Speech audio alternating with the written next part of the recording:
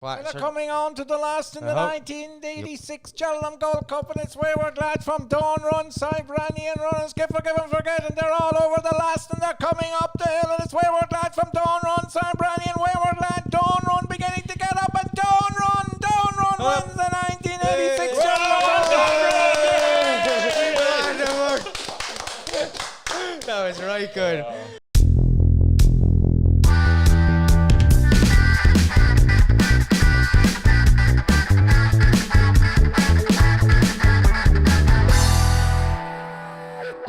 So are we ready to roll? Yeah, whatever. Like, just okay. Always remember, just because we don't do the clap, doesn't mean anything. Like, okay, welcome back to Everything from Nothing, episode number 54. Oh yeah, ish. We've our 54th most favourite person on this week. Oh no, what messed it out. Yeah, he's Tipperary All Ireland winning hurler. Played for Clonolty Rossmore in a county champion, isn't it? Yes. And Monaghan player manager All Ireland winner. But most importantly, 1989. 1989 was your big year. What happened in 1989? Well, we beat Holy Cross Ballycahill in the county semi-final, or county final. Wow. They were our next door neighbours, so it was nice to beat your next door neighbours and have the bonfires lighting in Clogher Hill. Wow. It was fantastic. Many years ago now, and time has flown, and we would have a great relationship with Holy Cross Ballycahill. And wait, you were playing as for Thurles team from Clonolty, yes. Oh, right, sorry. Sarsfields weren't Tertelev then, like. Okay, yeah. Sarsfields were quiet at that stage, weren't they? They were gone to sleep, I suppose, after the great Jimmy Dial era. The likes of Redzer and them were only in nappies, and they hadn't appeared on the scene. But you had a great team. Who Declan Ryan, was it? Declan Ryan, John Kennedy, Noel Kane, my brother Peter, Andrew Friday, Seamus Hammersley. They were all Dan Quirk. Every one of them were fantastic. John Kennedy was fantastic, and your mother's from Holy Cross. She's from Glenree. You bet them. She's in her. She was actually shouting for Holy Cross, I think. No way. No, she wasn't. She's actually 95 years of age, and she's a great lady. And she's going strong away, and she's staying now with my sister Marie in Holy Cross, where originally my mother came from. So, and thank God with the COVID and everything that she survived. She's her 2 jabs got and everything. And does she ever play a bit of camogie herself? I think she might have played a little, but not a lot. I suppose back then, really, there wasn't much camogie played among a group of girls or something like that. Like, she wouldn't have a go now. She'd be a small bit over the hill for it, I suppose. But she attended, I think, was it the 2016 or 2010 final? Maybe 2010 final or 2016, or maybe 2016. She actually attended that match. She went with a friend of hers, so they had a great day out. And she always had a great interest in the hurling.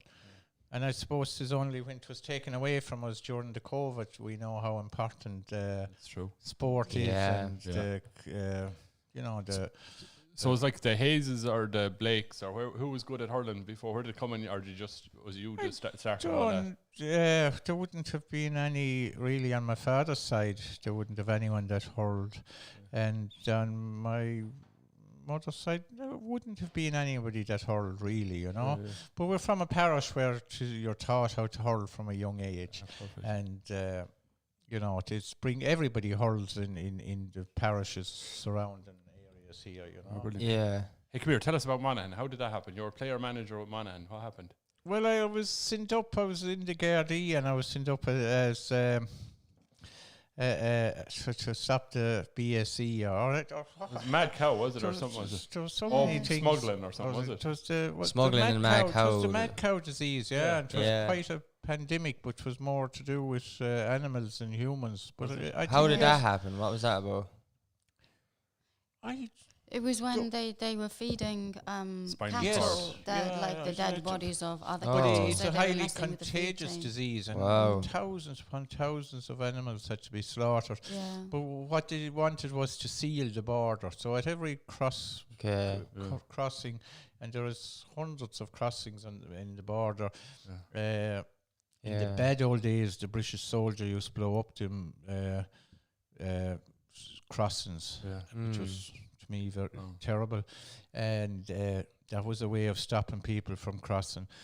But during that time, they used to have it manned by maybe an inspector from or someone from the Department of Agriculture and a Garda. Spend many hours inside in a car, a road that you'd see no one. Yeah. So that was a bad time, like in the sense that Cheltenham was called off as well, and many. Because of that, was it? It was. Oh, yeah, wow. Yeah, it was. Whoa.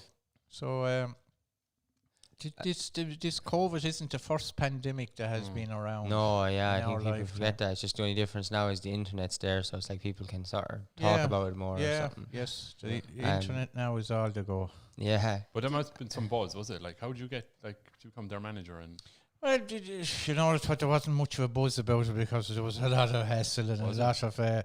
That's a football county, so really I was fighting and arguing with the county board from the time I took over.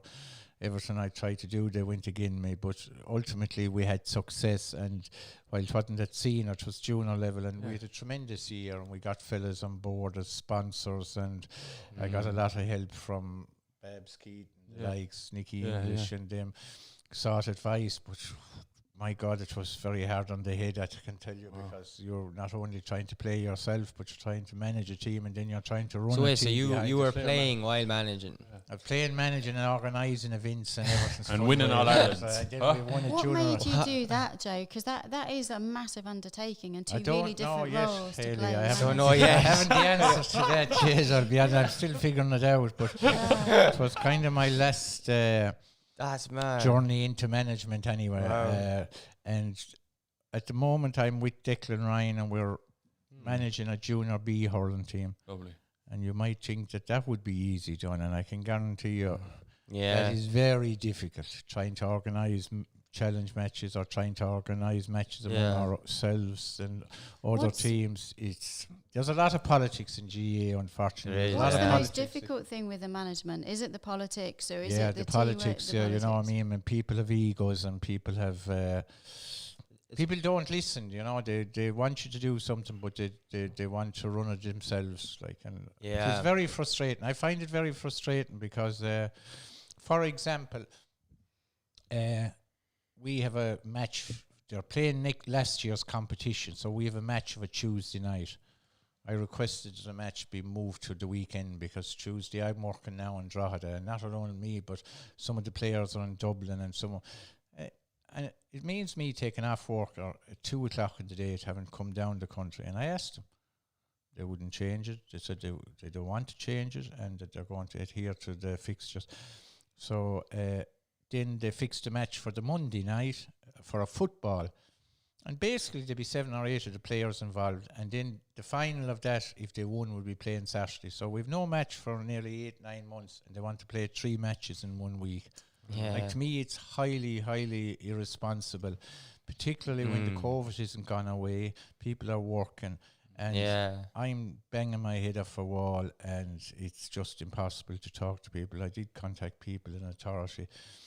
I think 3 matches in 1 week just after coming back is way too much. Yeah. You know, the virus is there, is 400 and 500 cases. Do they pay you enough for it, Joe? Pay you 0. Sandwiches, no? They're looking for my membership, but they don't get a penny out of it. I want to put it down to experience. Yeah. Why do you still do it if there's so much politics? And it's like, for me, it was just enjoyment with Declan. That was one of the great hurlers for Tipperary that ever played, and we're with him.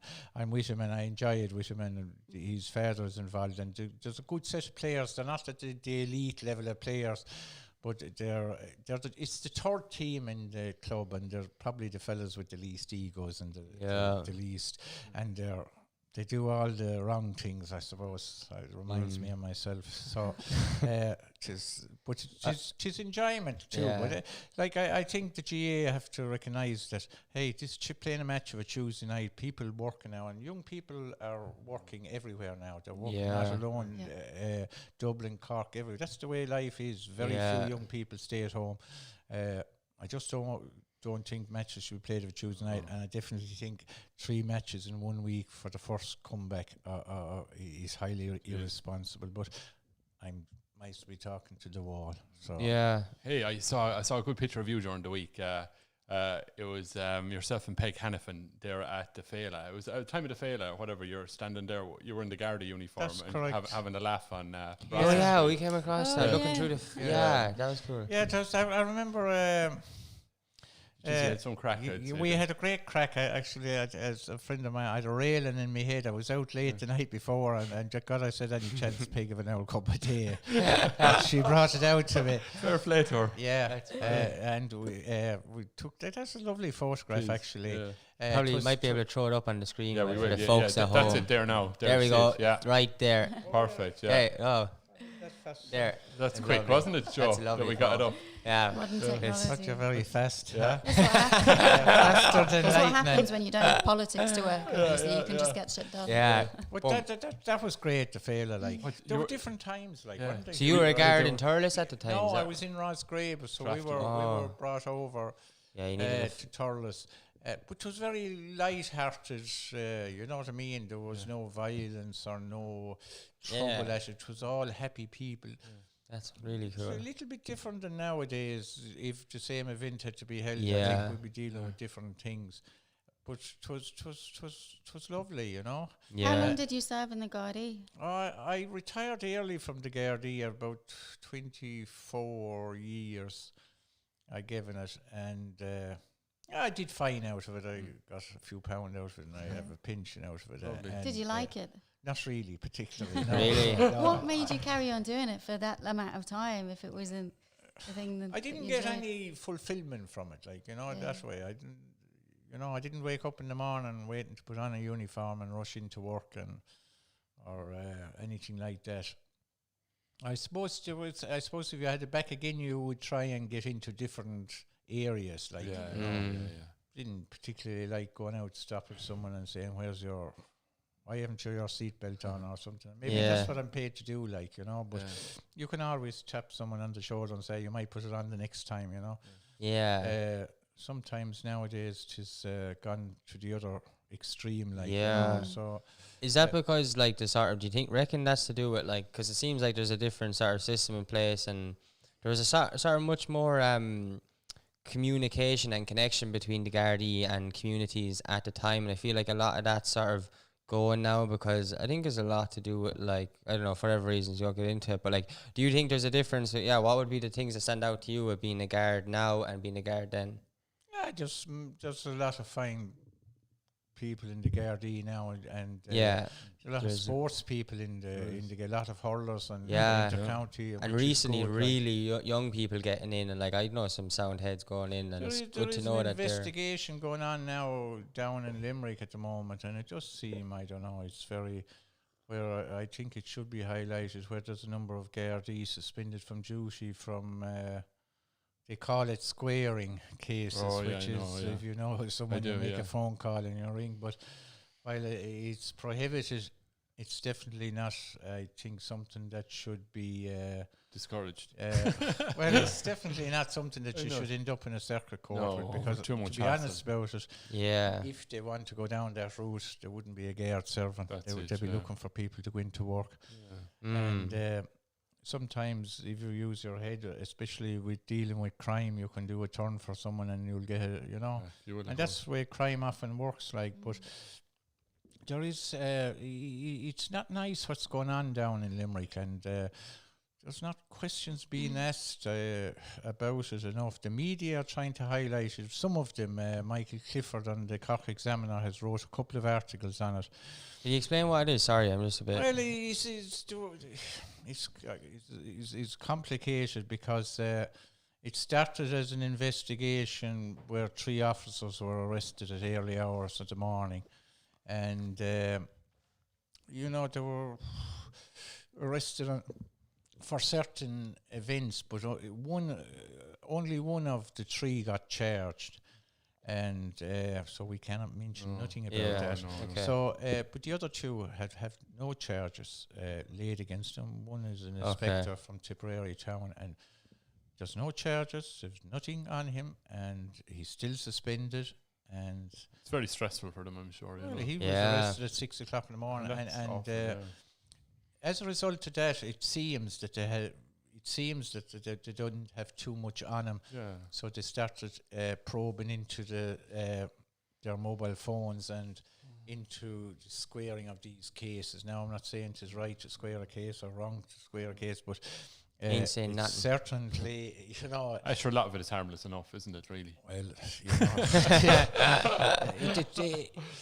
for these, just 6 or 7 members, or 6, I think, that are suspended from duty. God love them, which, you know what I mean? Fine, Garda, suspended from duty, and they've to await an appearance in a court. It seems to me to be very excessive, and it seems to me that there's not people, and it's particularly the TDs are completely silent on the matter. And they're not, because they're only interested in their own backs and they're afraid. Definitely. But I think Drew Harris has definitely questions to answer over this. And when you became a guard, like what motivated you to become a guard? Did it sort of just naturally fall into place? Motivation was a paycheck. Okay. As simple as that. Nothing else. Because at that time, 1980 to 81, 2, 3, there was nothing happening. Getting into the guards was a big thing. If you could get in, you were elected. There was no work at that time. Was the pay good in the guards at the time, or was it was poor because you had to the increments you started it and it rose up 9-10 increments, and God Almighty, you just barely struggled. Like it's the same as it is now. The young Gardaí struggle majorly to survive. And imagine living in Dublin, and it's tough going. Although if you have a university qualification, I think you do skip a couple of increments. How did you manage with like the hurling and doing all of the training Very and difficult. the job? Again, you're always asking people to swap, change everything. So while you were the hurler manager, you were also a guard at that time? But that was different. I was out in Féile, and I was in a country station, and I had great sergeant and Peter Mulrow and Michael Kavanagh, and they were men that, I was looked after there, and I was detailed, and it was possible. But if I was in a place where you were doing a tree relief system and you were working nights, days, I don't know how some of the hurlers do work. I even spoke with Patrick Maher and Rowan, and I said, whatever you do, just sort out don't do night duty if you're playing hurling. Because has Rowan gone on to be a guard too? Yes, he's in Tullamore, and Patrick is in Limerick. That's but cool. it doesn't seem to have affected them anyway. They're still flying.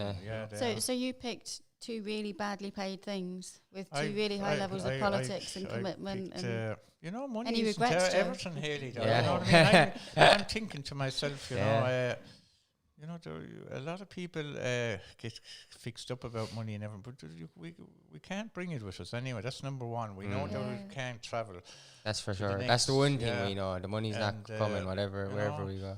So, and I wouldn't like to be going to the next life with too much money in my pocket. It's not a weigh you down. It'll keep you down here. Like, it'll be an awful waste, I'd imagine. So should try and bring as little as possible. But, that's... when you said you were a guard in a countryside, like it was a real countryside sort of area, what sort of crimes would you be dealing with of interest, like? I was in the border region, right on the border. Now, back maybe 20 years ago, if I had to be there, or 25 years ago, you'd be dealing with serious stuff. You're still dealing with things like that were of, in a border area, there's always something happening, right, regards... it's just between the two jurisdictions, people can go from one to the other without being detected, and it can make it more difficult. Like, so there's always things happening. Like, but I happen to be in Féile. It's a beautiful area, and people of Monaghan, I couldn't say it was beautiful. It was fantastic, and thank God the peace process was up and running, and there was no anything like that. But years gone by, there was a lot of serious stuff You going wouldn't on. be scared, like, or no? No. Afraid of the dark. How do you think you would sell? Because in the UK, we don't really know about the GAA and hurling and that kind of thing. I think it's more accessible now. We've got kind of different TV channels, the internet. You've heard of Clonalty in the UK, have you? I hadn't. No. You haven't heard of Clonalty? How would you kind of sell it, or into other audiences apart from Irish? Because it's to me it would be the easiest product in the world to sell, but there isn't any effort made to sell it because they kind of want to keep it to themselves, and it's something that's not on the menu in Croke Park. It's a beautiful game. The people that sell it are the immigrants that go away to the US or to Australia. I'd say every country in the world have a club team.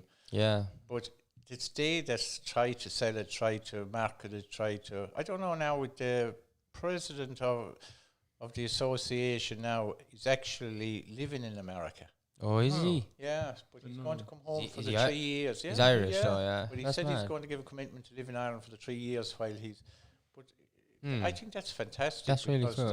He could do an awful lot for the GA. But do you think it should be what would your take on that about it being sold in maybe a worldwide sport? Do you think that with all that, like the money pumped in, the way absolutely fantastic if you had an All Ireland some year between Tipperary and Australia. That's cool. That's cool. And even let Australia pick the whole. Yeah. Because I know from England, and living in England, that loads of families have immigrated. All their sons or daughters are playing Gaelic football. Then what happens is there's a lot of politics in England with clubs, and they don't seem to say, hey, come on, let's give this a go. We all join up together and we try and like London have a hurling team, but they just get to a certain level. There's no reason why they couldn't get to a really, really high. They have a county final in London now. Certainly. Oh, wow. Oh, yeah. That's and in intermediate. Hurling is a huge part of Irish life in England. Yeah, because there's so many Irish over there, especially in the cities, It should be doing better, and I think the companies over there, construction companies, they should be putting more money into it too, but it doesn't happen, Yeah. I think that, and the GA should be, look, I was at a match 3 years ago with a man, God rest, he PJ Kindy from Lara, he's actually dead now, and we went to a match, and it was beside, I don't know, Hayley, did you hear of it? Scrubs? Is it Scrubs prison? Wormwood Scrubs, on the edge of London. Are you in there? It's been time. What you call? I was at the match, but I was amazed. All the players tugged off at the side of the ditch. Yeah, no, the playing field. That's cool. And in their chaos, they had no dressing rooms, and in this day and age, I thought it was very sad. And the prisoners still roaring out the window, "Fuck you, Irish," and whatever. Really? Oh. I just thought it was amazing, but I just thought it was very sad that the GA would allow that to happen in this day and age. It's not very respectful when you think about the money that goes into other sports and the way that they're supported. But they themselves over there, there's enough for construction companies over there to say, hey, come on, we'll put in a few pounds in this, we'll build a few dressing rooms, we'll contribute, and they could make plenty of these centres. The facilities are poor, I have to say. They have Ruislip, which it's okay, it's a nice facility. I know Ruislip. My sister lived out in West Ruislip. Yeah, it's nice, but they do play some of the matches in Greenford, and facilities are poor, and then the one where the training scrubs very poor, but the clubs try hard, and they have great young people that are over there and working in construction, and they do try really hard. Yeah, there are many fine hurlers over there, And if the sports went professional or whatever, what do you think then about the whole idea? I suppose it would for it to be professional, would get into the whole buying players and stuff, so the tip team might be able to buy someone from Kilkenny, the way soccer.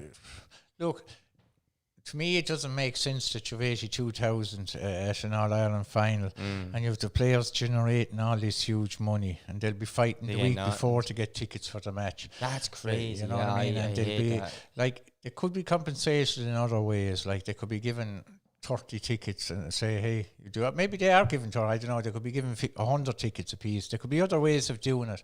But certainly, the revenue that's created. It's huge, isn't it? Very small amount go back to the players. If any, they get a good dinner on the day up in Croke Park. They get a dinner, but I think you know what I mean? That day is gone now, isn't it? Getting a good dinner. They probably don't even get a good dinner. Yeah, you know? Is the dinner good? Yeah. In Croke Park, I never had a dinner after what would you get? Dinner after. Well, I see. We would go back to a hotel after a match. Look, we were very well looked after for the times that were in it, but I think you have to move forward and with the level of interest and sponsorship and money and God almighty, the money, the revenue the GA are creaming in it could be spent. What's it like? It's $1 billion what's industry. What's it like before in All Ireland? Like, would you sleep at all the night before or what? I'd sleep. I have trouble waking up, to be honest. You would be very nervous, like you know. It is nerve-wracking. Did you go up that morning or the night before? The night before. You'd probably be better off to go up that morning. Would you? Yeah. It is nerve-wracking. And you're staying in a hotel or what? Stay in a hotel and try and kill hours. So it's tough going. Like, would you be in bits like? I used to be now. In fairness, I wouldn't be. Pre-match would be very tense, too tense. Like, and it's very hard to hold to. When you're nervous. Yeah, you're better off to be a happy medium. What happens when you come out on the pitch? Then you're. Babs brought in a psychiatrist or something, or some sort of a.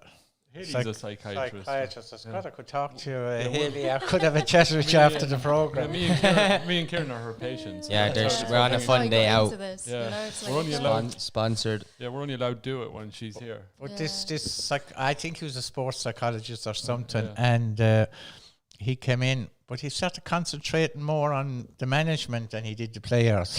You can say he didn't last too many days. He was gone after a week. That's bad. What was his role with the management? You could probably consider that they needed more treatment than the players. I mean, that is like that kind of sports psychology and stuff is a massive thing now. It is now. It is now. Like we wouldn't have had much experience of that. Like you know. Yeah. And so after the All Ireland, then you'd sleep well that night, like. You would be after the All Ireland, just sleep, you'd be unconscious. You'd have about 20 pints. Yeah. So that it's a work hard, play hard thing, isn't it? What was back then, like you know. Is it different now? I would imagine it is much different. Yeah. They're still working hard, but less play. Would you say? Yeah, it was different times. Like there wasn't that intensity, or you know. Yeah. I think there were better times actually because it's gone way too professional now. Yeah. You know. But do you think then that's where it gets hard? Is like how do you keep? There's something about the freedom of hurling, and there's something about the magic in the. I don't know. Even back in the pictures of the lads smoking fags on the fields and stuff, could have a few pints in them. Even when the GA was formed, like and. There's something about that freedom or something that's there that sort of would kind of go away if it became a world professional sport. Because wouldn't there be more standards and stuff? It'd be like, because even when soccer would have started off, it would have been like probably the same, like, you know, like pints, George having Best. crack. There was always like videos of George Best, like having cigarettes in half time. But now these players. And the ladies, of course, as well, Hayley. But that day is well gone, like, you know, the days with a cigarette in your mouth and all that. But life has gone too complicated now, isn't it? Like it's no longer simple. Yeah. There's rules and tick boxes for everything now, and that's where a lot of the stress comes from, like when you talk about management and stuff like that. And depression, anxiety. Life has changed so much, and we're going into a police state, and we're being judged every second minute, and everything is. Yeah. Do you think there is much like depression, anxiety within the sport? Like, oh, definitely. I think now, even days, there is more than ever, and it is because of like you take anything now, the stress that's in work or in everything. Everything is now, and it's all, you know, there's pressure on kids going to school, pressure on students doing leaving certs, pressure on then to go to third level, pressure, you know. I think a lot of the things that happened during the COVID, for example, the golf gate situation, right? They bend the rules or they broke the rules, but we lost the European Trade Commissioner over it because, and unless we got his head, the media went forensic. And then it went the full circle to RTE themselves when they had and there was a big Garda investigation. We're way over the top, like for the very severe, aren't we? We're gone, It's the world, though. It's not. I don't. It's like it's the internet does that. It's the sort of. I don't know. Is it the world or the internet either? It's politics is a lot of it. It's a lot of it. It's a lot of it, but there's a bigger spotlight now, and it's easier to cut to like for that stuff to sort of be shone a light on it because it's a platform that everyone has access to. Whereas if something went on before, there's like this power of like we have the power to show what you did wrong, and we have the power to get this out there to people. And I don't know, that kind of seems to be happening all over the world. Yeah, but times have changed. Like it seems to me that you have to be punished for every mistake that you make nowadays. Yeah, everybody's held accountable. Yeah. It's like as humans, everybody makes mistakes, but the ridiculous scapegoating and accountability now is horrible. It makes almost everything impossible. Yeah, it is. But you can't go forward. Even like in my job, in medicine, everybody is practicing so defensively. Like everybody's second guessing and everybody's kind of just working to a particular tick box thing because of the repercussions of not. Well, I can, you know what I mean. That's just sad. Like if you like, particularly in medicine, that people are trying to do their best for you, and still they end up maybe inside in a court, and that is. What do you think of central heating, though? Central heat? Yeah. What do you think of central heating? Because although there's a couple of things now that are bad about now, but the old central heating's kind of handy. Are you saying that because we have the heating on? Are you getting on to the green agenda? No, I'm not saying. I'm saying too hot, Kieran. I'm saying I'm happy with central heating. Shoot me down. But I'm just saying. There's always pros and cons with change. Like there was better times with the before days, but there's a lot of good things now as well that that having access to. Because I don't know, there's there's more people who are warm these days. There's more less hungry people. How am I getting on with the distance from the microphone today, Kieran? You're doing really good. What about, do you think people are happier today? Obviously, you wouldn't know back, maybe it's not too far back, but like from watching television back, if you watch Reeling in the Years and the fun that used to be on the Late Show, all the... Do you think that nowadays people are more happy? I think it's person by person. We're having fun, yeah. We've had did you have better crack back then? Without a doubt. Okay, so now if I go there's someone out there that would have been around at the same time as you who didn't have better crack back then for whatever reasons, because their life played out the way their life did. I don't think it's like ever. I think it's always to do with an individual's experience rather than, there's people who end up don't start having crack in their life till their 70s. Like it happens. Like you're having fun, Kieran. I'm having loads of fun. Yeah. But like it genuinely, it's I think it's based on the person and rather than the time. In what ways, Joe, did you have better crack years ago? Do you think? When I look back, things were they were definitely more easier going. Monday was a day to celebrate. Celebrated life on a Monday. You will tell you this. Yeah, this is honest truth. People just go for the cure on a Monday. Monday was... we've celebrated on a Monday a few times. But you know what I mean? Monday is a day to celebrate, isn't it? They brought out the song "I Don't Like Mondays," and people didn't really know about it. Now I don't like Mondays, and I can see why. But back then, Monday was, to me, life was just more simple. And the further back you go, the more better life was. What would you be doing on a Monday? Well, you'd relax on a Monday. You wouldn't be too stressed of a Monday. Yeah. But that's the point is that life is it's not gone like that anymore. No. It's what for me is it seems that people are driven, and it's money driven. It's greed-driven. It's It's like an endless competition sometimes. Yeah, it's and I wonder what it is all about, because at the end of the day, you can't bring it with you. No, you can't. But I agree with you. The only thing is, lately, since the pandemic, I have noticed people saying like, no, not doing that. And you go like, how much? No, not doing it. Like builders, everyone has kind of got a little window of, actually, this is grand. I have a house or whatever. Yeah. I'm happy enough. I'm going to go to the sea or whatever they're going to do. That's right, simple things. Simple things. So people are pulling back. There are a lot of people pulling back and saying, look, I've enough. I don't want to do it. And I've builders pulling out of jobs now. They don't want the stress. Yes. They don't want the hassle.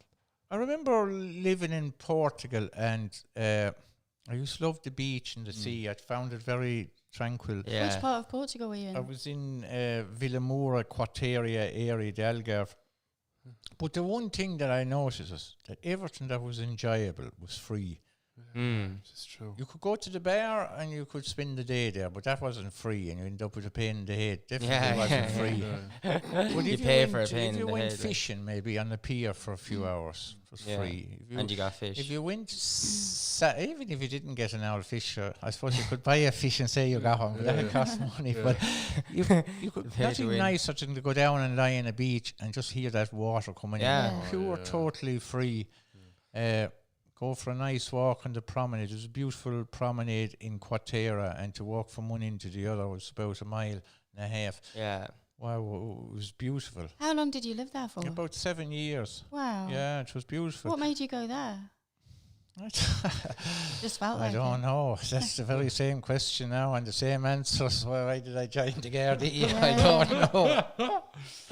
But I went in, that was a bit of freedom. Yeah.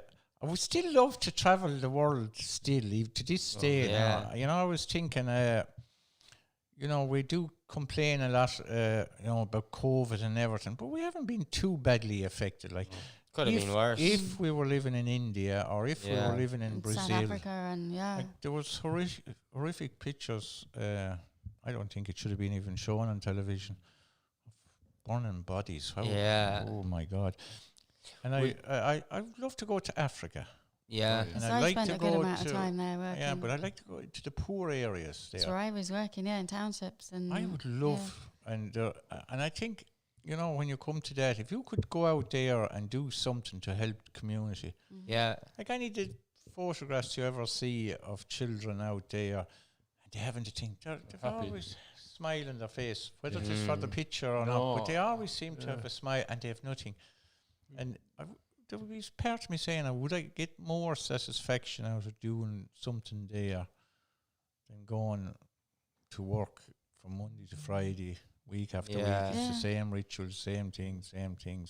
That's where I adopted my daughter when I was living in Africa, because she was there all abandoned, and like there's kids being abandoned is massive, and I was working in a hospital.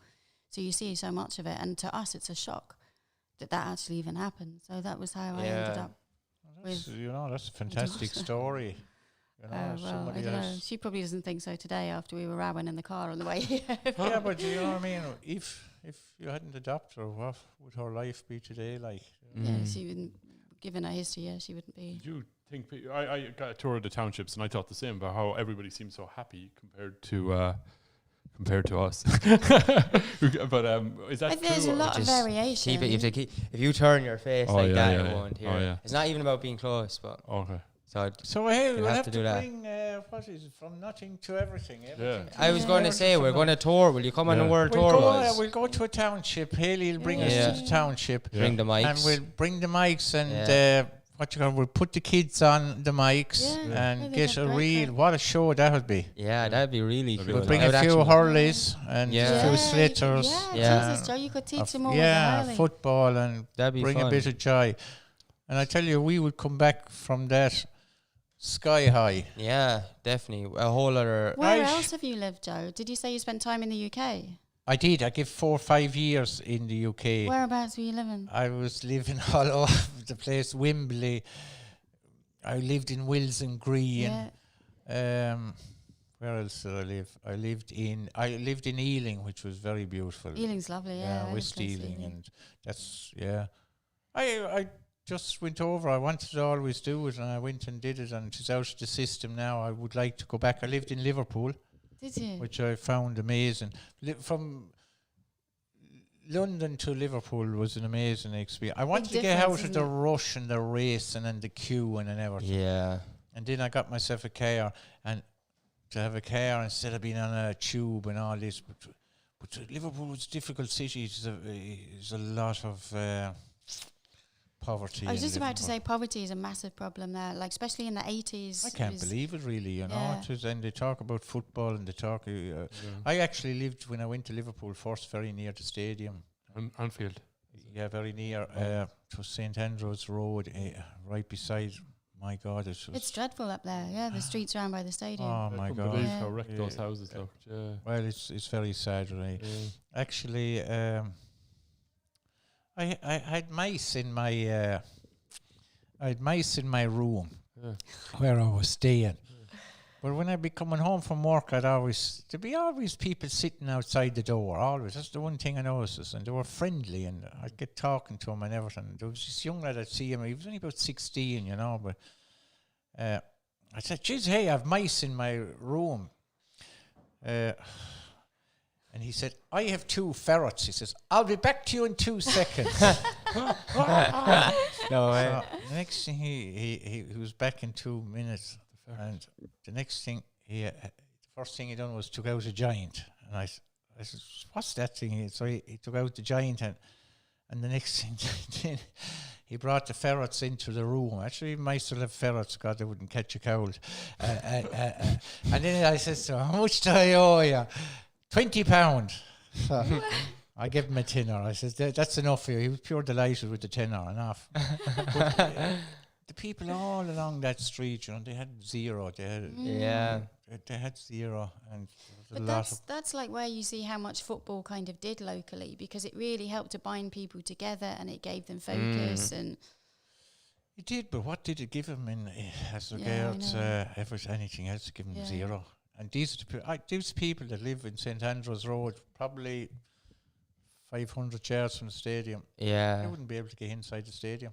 Yeah. There's no one from Liverpool club coming out giving 20 tickets this week for you to come to the stadium. Yeah. I remember even up in the Semple Stadium, we used to, I think that changed quickly, but even when we were younger, we used to just say we used to get into matches for free just to say we were from Children's Park. Yes. They let you in for free, like. Yes. We just say, our house is just across the road. Yeah. And they would let us in for free. But that day is gone as well, unfortunately. You know, and you can still hop the wall, which is, you know, those days will never go. Hard enough to hop the wall in Simple State. Like I was going by the vocational school and jumped the wall there. Hey, that's. What? Yeah. Are we giving that away? Do we beep that out? No, just saying it can. That's a way. The times have changed everywhere. Like Croke Park, I remember going to Croke Park to an All Ireland final, and. You'd be thinking everywhere, how would you get in, you know? And I just remember one day we were going late and there was a gate opened. Yeah. Just walked through the gate and I said to the man, "Is there anyone following us? Are you sure there's no one following us?" "No, we're in." 9 free, we couldn't believe it. Yes, we got in 2001 like that. The lad just felt sorry for us and let us in up in Croke Park. I did do what Kieran used to do at the cinema when he was little. He used to go up to the front and cry and then let him in for free. Yeah, it worked. Still works, doesn't it? Still does. Yeah. Now at the IMC, because the chains, the local cinemas would have worked. They'd have a little cry outside and they'll let you in. Let you in see. There's always, but again, like you talk nowadays, just you have to scan. Yeah. It's all electronically done. That's different now. So, what did you work at when you were overseas, like when you were in Portugal and the UK? What job did you do? Work me head. I did a bit of gardening, but I worked down in Quinto de Lago for a while. Wow. In Dennis O'Brien's place. Yes. Wow. Yeah. That's fancy. Yeah. That what is it down there? It's a golf resort. It's fabulous. Oh wow. Yeah, it's beautiful. The weather was very warm. There's lots of famous people hang out there in Quinta del Lago, don't they? Soccer players. Yeah. A lot of English now, footballers and football teams would come there, and there'd be concerts there in the summer. Like, it's a nice area. Like, I used to stay up out in the country with the locals, like the townships nearly again, but 'twas the locals and the locals cafes and.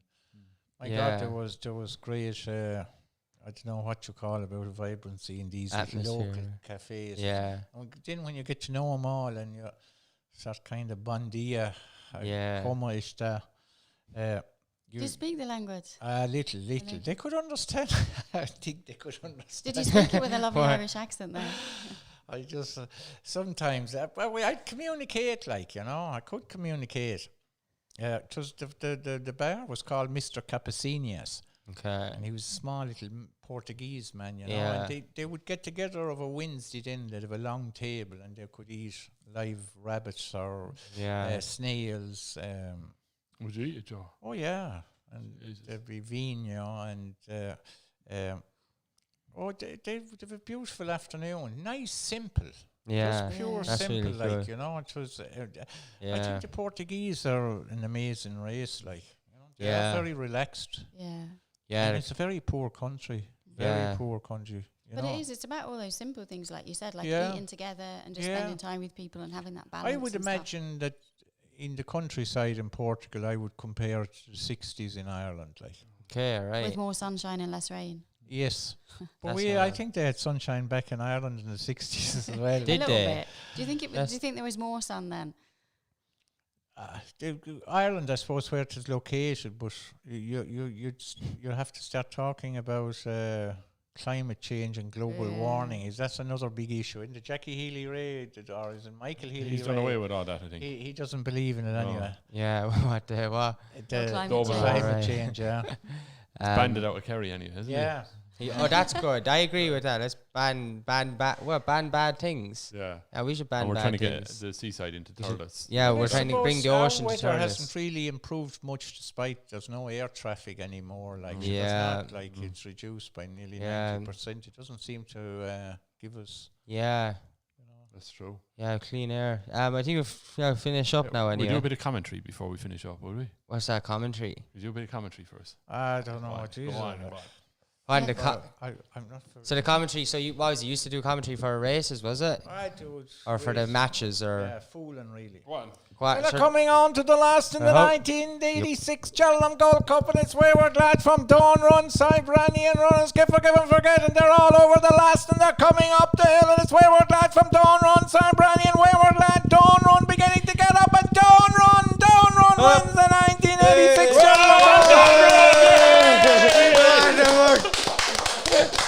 That was right good. That was really good. Thanks a million for coming on, Joe. That was absolutely amazing. Pleasure. Thanks for asking me. That was brilliant. The one, I suppose, slight side of it is that it's just number 54, but it's better late than never. That's the best number. Yeah, the you're best our one. 54th favourite person. Yeah, thanks a million and for I'm coming glad on. I called my dog Haley. Oh, that's good. I'm glad you called your dog Haley. There's not enough dogs called Haley. I was getting tired of being the only one, Joe, to be honest. It's nice that there's another. That's good. Thanks very much, Thanks Joe. a million for coming on. Thanks, and Joe. thanks for everyone for watching on YouTube or listening on Spotify. Our next No Guest episode. Or could you subscribe? Friday, was it? No, you know about YouTube, like there's a button down there. I only learned this. Yeah, there's a button subscribe. called subscribe, and you click on that, and what happens then? Magic happens. Yeah. So like and subscribe. Yeah, thanks you. Subscribe to our YouTube channel. We'd really appreciate that it. how That's you our do, support. yeah. So you go on YouTube and you're watching this, and you just click the subscribe button, and it comes up like. Yeah. And you'll be eternally rewarded absolutely. forever and ever with So good things. absolutely. You're not saying how much you subscribe. That's free. It's free. free. Completely It doesn't free. cost, yeah. It's free. It's just a thing. It's like a number thing or whatever. But yeah, thanks a million for watching, and we'll see you Friday with our Friday feed episode. We'll see you there 6 o'clock. Bring your lunch bag. Right. Good luck. Good night. Bye. Good night.